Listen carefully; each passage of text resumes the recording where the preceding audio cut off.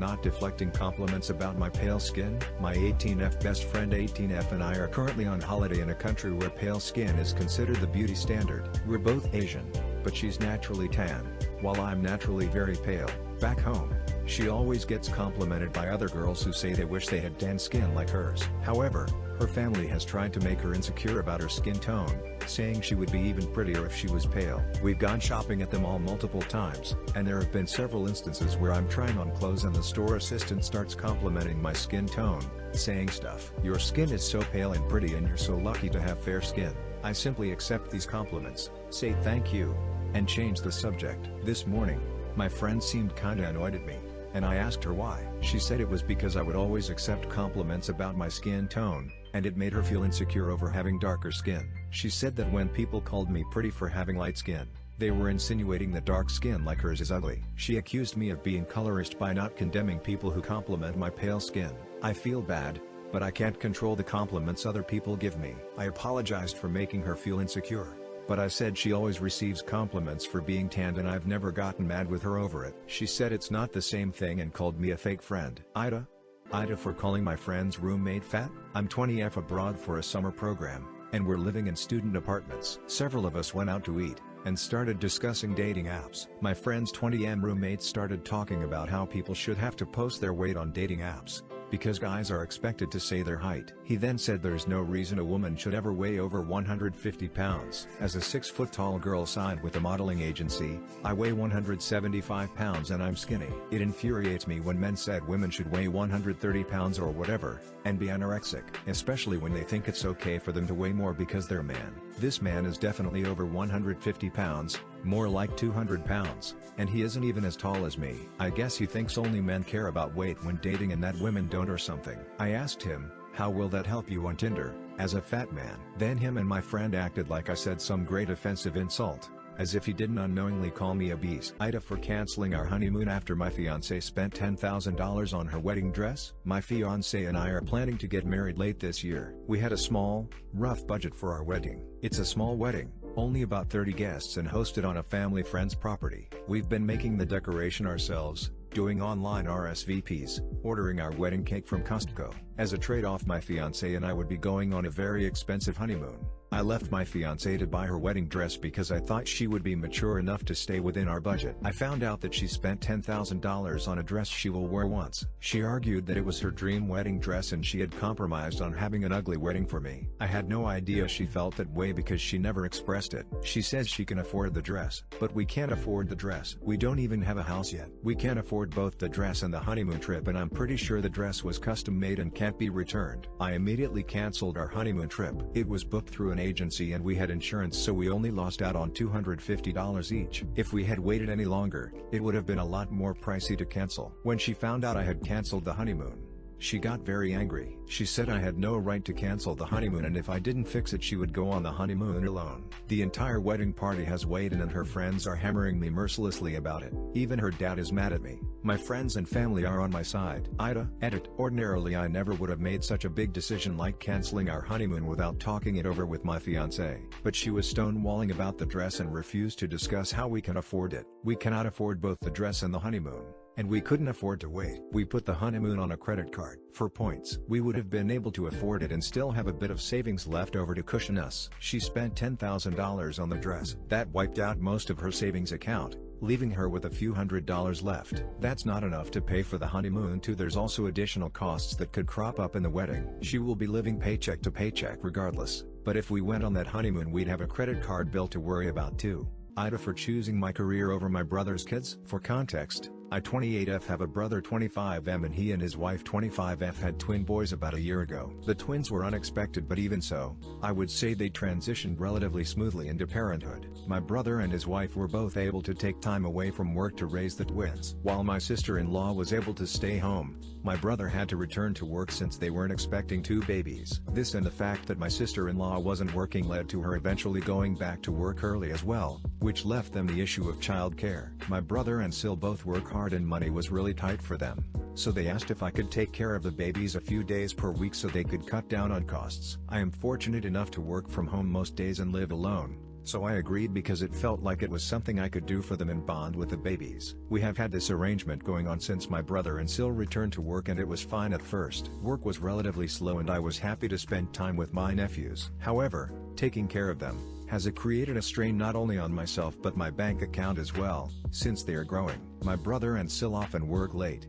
meaning I am feeding them dinner and taking care of them well into the evening. I haven't put up much of a fuss because and I haven't been charging them because of their financial situation. However, work has progressively been getting more busy and has started to take more attention from me. I was also recently offered a higher position in the company, but it would require me to work fully in person. Today, while I was with my brother, I told him about my promotion and that I would not be able to take care of the twins anymore. He freaked out and called me a terrible sister, saying that I was abandoning my family. I wasn't really able to explain myself further because he left in a hurry, all angry. A couple hours ago, I received some really nasty messages from my Sil and my parents, saying that I am extremely selfish, disgusting and shameful for choosing work over family. My parents aren't able to help, as they live on the other side of the country and are not mobile. I know if I stop helping with child care, my brother's family will suffer, so now I'm rethinking my decision.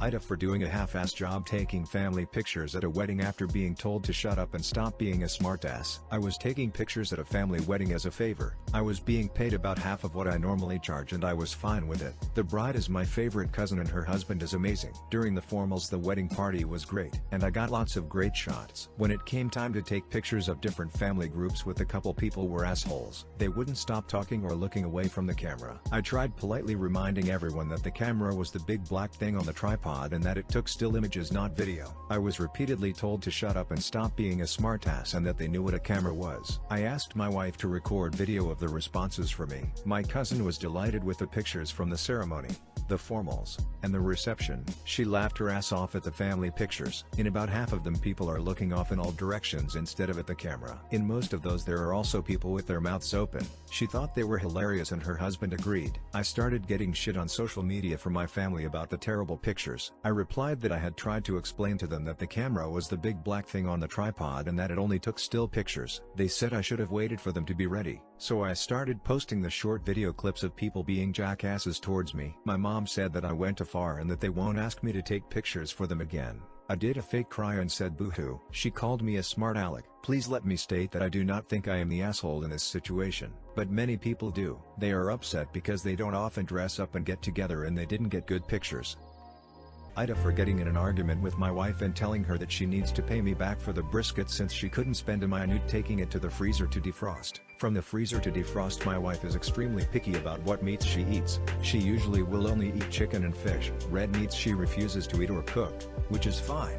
Tomorrow is the 4th of July and my family is having a barbecue. I volunteer to bring the brisket. Smoking a brisket takes 12-18 hours and the meat needs to be thawed. It takes about 24 hours to thaw completely in the fridge. My job called me out on Monday to a site and problems caused me to stay over 2 nights. I was planning to use the frozen brisket from the freezer but it needed to be thawed out beforehand. I bought a 1/4 of a cow and I froze it so I wouldn't have to buy red meat for a year. On Tuesday I realized that my job was going to keep me and asked my wife to move the brisket from the freezer to the fridge so it can thaw out, a task that would have taken a single minute. She told me okay, and I thought that was it. I came home today and it wasn't in the fridge, it was still in the freezer as hard as a rock. I can't use it, so I go to the store and have to buy one. I asked my wife why she didn't do what I asked even though she agreed to it. She told me she thought it was gross, so she didn't. This started an argument. I am pissed that she agreed to do me a simple favor and then didn't, and I had to buy one from the store. I told her she needs to pay me back for what I bought. She thinks I am being a huge jerk and overreacting. Added we have a shared account for the bills and whatnot. The meat came out of my account, which is why I want her to pay me back.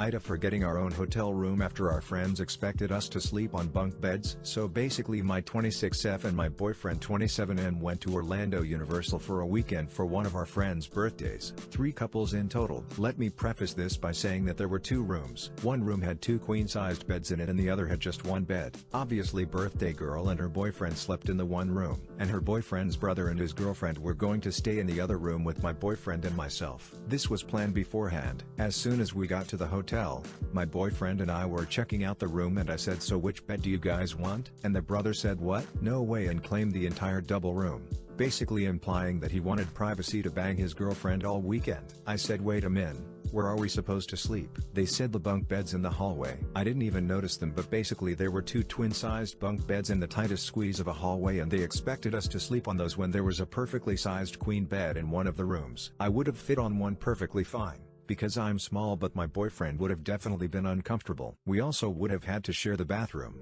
which was inside their room. So how would we go about using it in the middle of the night with their door locked, or in the morning waiting for them to wake up? Mind you, I've been on vacation multiple times with many friends and we've always shared rooms, couples and everything, so this threw me off. If a couple needed privacy, we'd let them be for a bit and just hang out in the living room. Also, you really can't spend 2 days without sex? I thought about it and I just decided to get our own room. This put a damper on the whole vacation because birthday girl wanted us all to be together, and my boyfriend, though he stood by me publicly, later told me I was being in a hole. So, was I the AITA for going on a holiday while my wife is pregnant? Me and a group of 3 friends are all scuba divers, and have wanted to do a 3-week Mediterranean tour for a few years. Last year we made plans to travel to the Mediterranean in September 2023 and go diving, but my wife was having a stressful time at work with job interviews at the time, and asked for us to postpone it to this year so I could be around to support her. I said that I would, but that since we were planning to try for a baby this year 2024, I would prefer if we waited after the trip to go off contraception so that 1, my wife could come on the trip, and or 2, I wouldn't have to miss out again to stay home and support her.